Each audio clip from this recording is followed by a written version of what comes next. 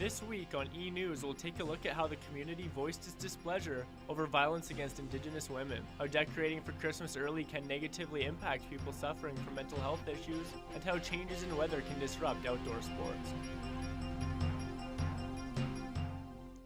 Welcome to eNEWS. I'm Alex Groger. And I'm David Sellis, and here's today's top story. Indigenous women are still fighting for their voices to be heard. The community turned out in droves to the Sisters in Spirit Vigil to raise awareness of the plight of missing and murdered Indigenous women and children in Canada. Greg Bobinick reports. Indigenous people and community members marched through the heart of our city to support the thousands of missing, murdered Indigenous women in the 12th annual Sisters in Spirit Vigil. The community says that not enough is being done in forms of government implementing policies or protection for Indigenous women. A lot of our very vulnerable populations, primarily Indigenous, First Nations, Métis, Inuit, and our women are suffering as a result because we're not taking action. So as a committee, we do demand that there be action, and we'd be happy to meet. Red dresses and faceless dolls, which were blessed by the Blackfoot Territory, were on display to show the public the thousands of missing women in the community. Traditional dances and ceremonial traditions were also part of the vigil to bless the spirits. Indigenous women in Canada are 3 times more likely to experience violent victimization and 5 times more likely to be murdered than non-Indigenous women. I think about it could be my daughter, it could be my mother, it could be me, and I know that deeply that affects me as an individual because nobody should be ever forgotten or expendable and just be somebody who can be easily replaced. Louise English knows this story all too well. Losing multiple members of her family, English told her story to the public to make a point that something needs to change. Now, my granddaughter's been gone. Not only her, I have 2 other grandchildren that were murdered. English says the support of the community has grown significantly over the last 12 years, but more progress still needs to be made to protect the lives of Indigenous women. Greg Bobinick, eNEWS, Lethbridge. Sisters in Spirit happens every year on October 4th. The community is constantly looking for support and motivation towards a solution. Warriors were made heroes as Indigenous communities across Canada geared up for their first annual Indian Relay Race Championship. Men and women dressed in traditional clothing and rode horses around the track at blazing speeds before jumping off and doing it all over again. The event found a home for its first Southern Alberta event at Exhibition Park in Lethbridge last weekend. Stephanie Savage reports. Tradition and teamwork charged into Lethbridge on the bareback of a thoroughbred. The sound of Indigenous drums and throat singers radiated through the grounds as relay races took place in Exhibition Park. The new sport to Southern Alberta is providing Indigenous teens across the prairies the chance to get involved in positive activities. Dexter Bruised-Head has been involved with horse racing since he was a young child. Now in his capacity as Canadian Indian Relay Race Association president, he sees the positive influence racing has on the youth.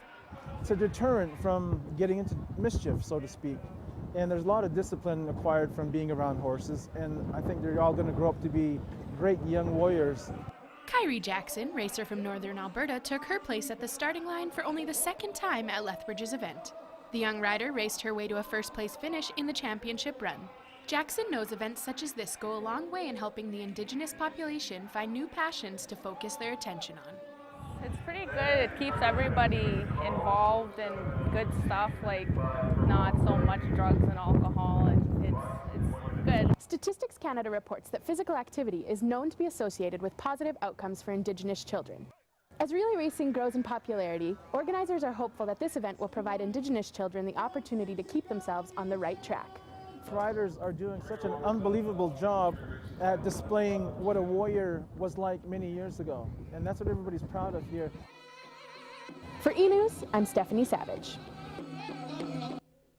After the success of this year's festivities, the future of the sport looks bright in Southern Alberta.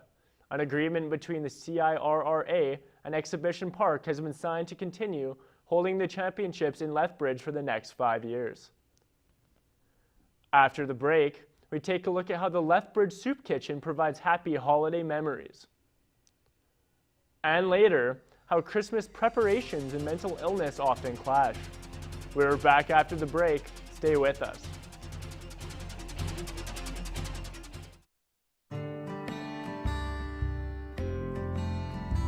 Every year, hundreds of cats are left without a home. The Last Chance Cat Ranch wants you to make a difference for those without one. Over 100 cats live throughout their foster homes. All cats are spayed, neutered, and given the proper vaccines to help them live longer, healthier lives. Visit the Last Chance Cat Ranch website or Facebook page to learn how to adopt. Make a difference in your life. Adopt a cat today. Meals on Wheels is here to serve its community. They are committed to providing delivery of hot, nutritious meals along with kindness through daily social contact. Meals on Wheels has a deep, positive impact within the city of Lethbridge.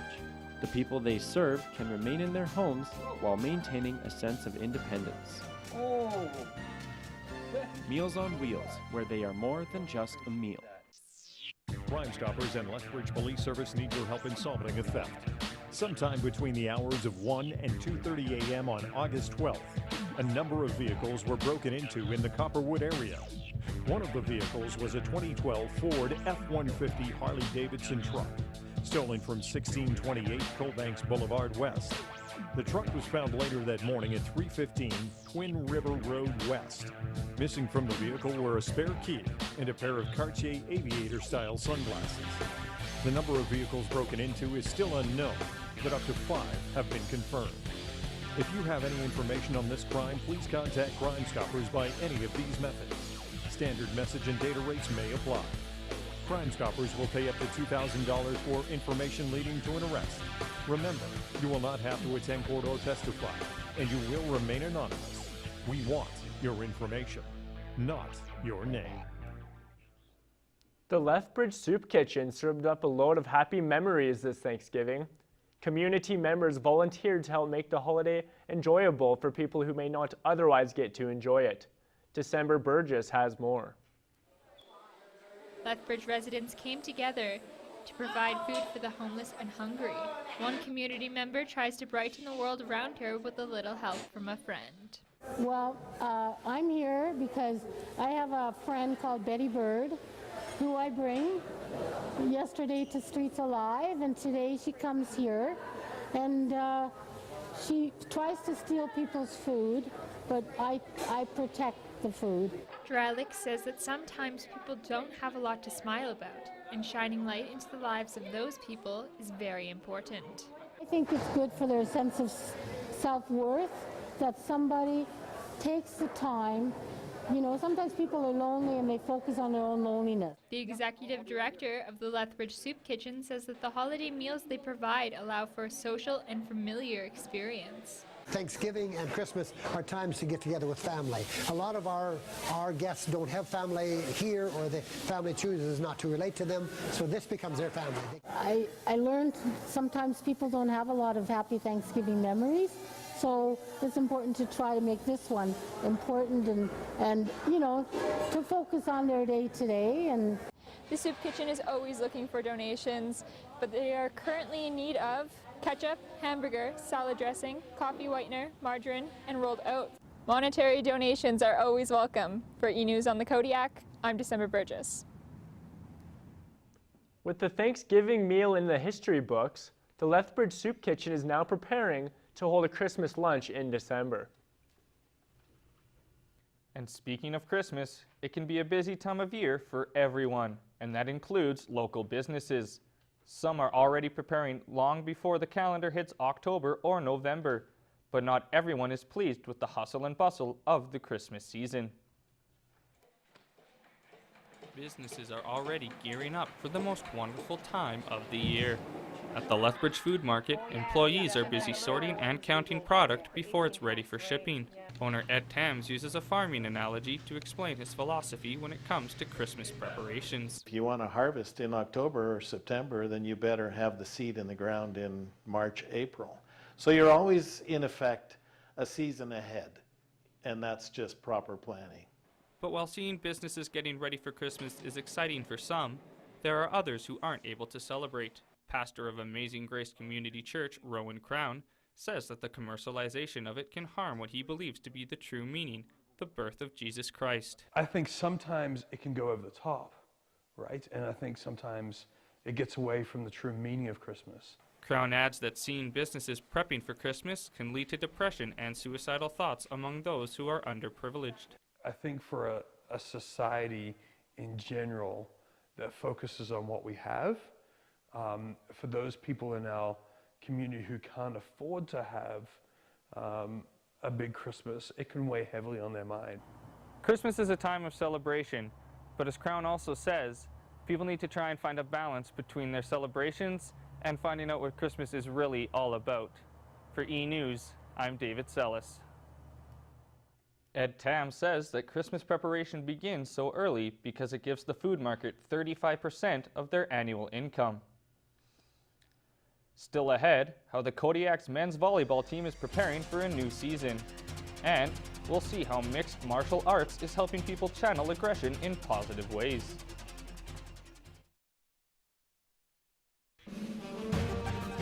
These skaters have a need. A need for speed. A need for competition. And a need for fun. With qualified and dedicated coaches, these needs are met in the exciting sport of speed skating. For the last 6 years, the Mat Lethbridge, run out of the Boys and Girls Club, has helped hundreds of Lethbridge youth by engaging them in activities that challenge and enrich their minds. The leaders are awesome. They really help you with everyday life, and it's like another home to me. Amazing and dedicated adults who are staff and volunteers that come and mentor and work to empower the youth. Bad days are probably the best days to come here. Drop-in nights occur on Mondays for 11 to 14-year-olds and Tuesdays for 14 to 18-year-olds, starting at 7 until 9:30 throughout the year. Crime Stoppers and Lethbridge Police Service need your help in solving several cases of vandalism. At around 6 a.m. on September 11th, residents of the 1700 block of 7th Avenue North woke to discover their tires had been slashed sometime in the overnight hours. 6 vehicles had their tires slashed, including a 2006 white Dodge Ram 1500 and a 2009 gray Ford F-150. If you have any information on this or any crime, please contact Crime Stoppers by any of these methods. Standard message and data rates may apply. Crime Stoppers will pay up to $2,000 for information leading to an arrest. Remember, you will not have to attend court or testify, and you will remain anonymous. We want your information, not your name.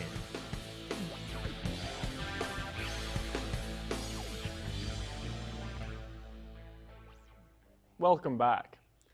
With the heavy recent snowfall we experienced in Lethbridge, it wasn't only motorists and pedestrians who suffered. Conditions throughout college athletic teams a curveball as well. As snow covered the ground, both the cross-country and soccer teams had to put a week's worth of practice on hold. It's early into the season for the cross-country and soccer teams, so practice time right now is vital. As the teams are ready to be in full gear, the weather hasn't yet permitted them to do so. With the men's and women's soccer team looking to build on last year's season, the practices are suddenly put on hold. It's basically put a standstill for this week, and I see the fields are still covered in snow right now, so it's going to be not till next Tuesday we're going to be able to get back out on the field. The soccer team had been preparing for the season since August, and Kerry actually believes the added rest could be beneficial to his teams. I think they were ready for a break. They've been going hard since the middle of August, so I think for them to get this bit of a break leading into Thanksgiving gives them, 7 or 8 days off. Kerry says that despite the break from practices, the teams are still training hard in the gym, doing varying exercises to help them stay fresh. The cross-country team hasn't taken its foot off the gas either, not letting the weather control their practices. The team has been indoors, but have been keeping busy, says Coach Bertil Johansson. And then we do some other resistance training exercises, and some of them hit the weight room, so we do some of that, what we call it cross-training exercises. So, it's a challenge, but we can't just rest, so we have to keep going. The safety of the athletes is the most important thing, so Johansson and Kerry didn't want to take any risks associated with being outside. Johansson says the team has dealt with unexpected snowfall in years past. You know, we ran for nationals one year when it was -10 and quite a bit of snow. So, you know, there's always that if, you know. The team should be back up to full speed in the following weeks as the snow will continue to melt. With all the squads looking to push for nationals, it will be interesting to see how the missed practice time plays out. Snow has begun to melt here in Lethbridge. Both the cross-country and soccer teams are set to hit the field this week. The soccer team travels to Red Deer this weekend to take on the college, while the cross-country team also has a meet. I'm Alex Groger, eNEWS. The teams are back onto the field this week, hoping that there will be no ongoing rust. Meantime, if you're looking to watch a great and intense team sport at the college, then men's volleyball may be right for you. And it looks like the Kodiaks are taking a new approach to a new season.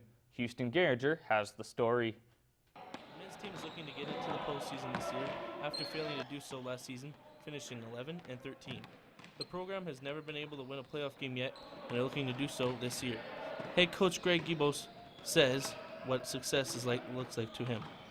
One thing that we talk about every chance we get is to make sure that we're getting better every chance that we're on the floor. The team is also very focused on being involved with the college and the community as much as they can.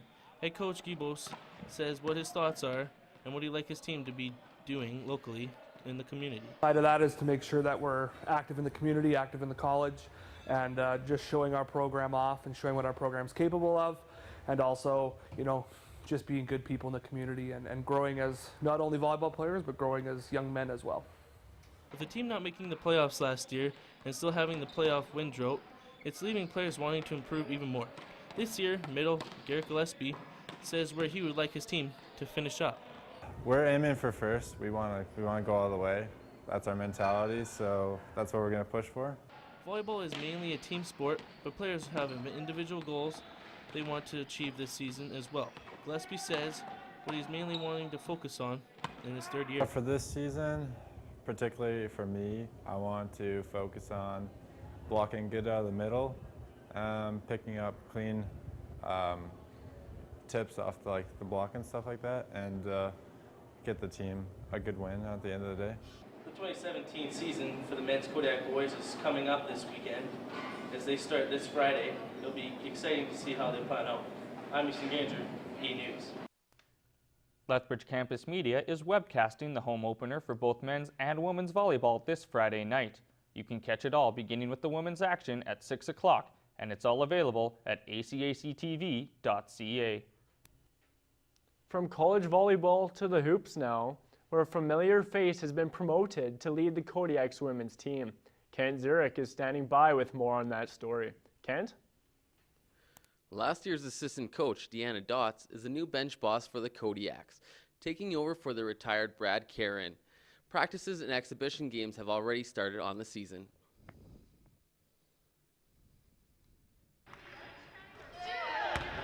Head coaching a team is a difficult task. Add in the fact it's the team you played for while winning a championship, and it becomes a 1 in a million opportunity. Deanna Dotz earned the position of head coach with years of hard work, first as a player, then as an assistant coach with the Kodiaks. Not many people get to be a head coach of a program. Head coaching a team is a difficult task. Add in the fact it's the team you played for while winning a championship, and it becomes a 1 in a million opportunity. Deanna Dotz earned the position of head coach with years of hard work, first as a player, then as an assistant coach with the Kodiaks. Not many people get to be a head coach of a program that they played in, and it's a nice feeling to know that the hard work that you put in as a player translates into being a coach as well. The Kodiaks are coming off a championship year, winning provincial and national championships. Dotz will be taking over a squad that's gone 50-1 over the last 2 seasons under Karen, so she has big shoes to fill. Dotz is also the first female head coach since Don Keith led the team in 1999. Kodiaks lost 6 of their top 7 scorers from last year. The coach says they need to put in the time and effort if they hope to make it to the top like they did last year. The Kodiaks have 5 first-year players joining the team, allowing for a new leadership group to form. Fourth-year player, Jacqueline Hagee, was not a starter last year, but she knows she needs to be a leader on this team. it is just having confidence in myself. I feel like I've lacked that over the years, and with this new leadership role, I feel like my confidence has stepped up.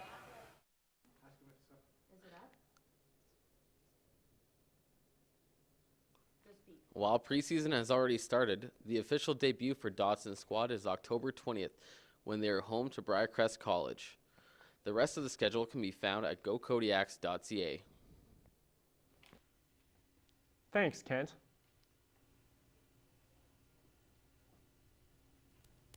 There's no more schoolyard fighting for these boys and girls.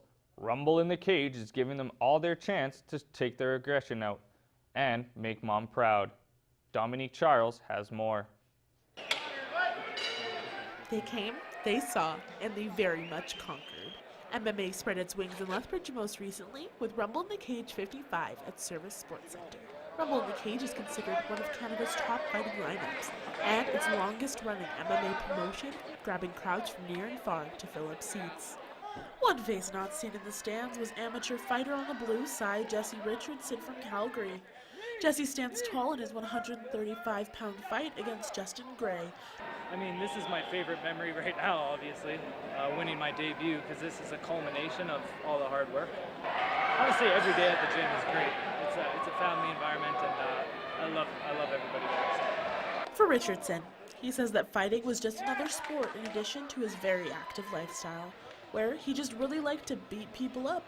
Fortunately, he's found a more positive outlet. The crowd that has gathered is large, and the crowd is extremely fierce. They sit there and wait for their sport, MMA, to begin after the 6-month wait. MMA, or mixed martial arts, is a form of combat sport which allows its athletes to grapple and strike each other as a part of its rules. The sport is generally considered less popular than its veteran combat sport boxing. But in Lethbridge, there is no shortage of fans and families sitting in wait, ready for their hometown heroes to enter the cage. Where some people use MMA as an activity to combat aggression, other people use MMA as a form of physical activity to combat things like obesity or hereditary diseases. People like Nader Dalikan of Lethbridge got into fighting as an active outlet and a way to make his family proud. Making his cage debut, Nader Dalikan! I don't know, I just always liked it, just watching it when I was younger and stuff and growing up with it and always fooling around with the guys and stuff like that is just something I always wanted to do and try out.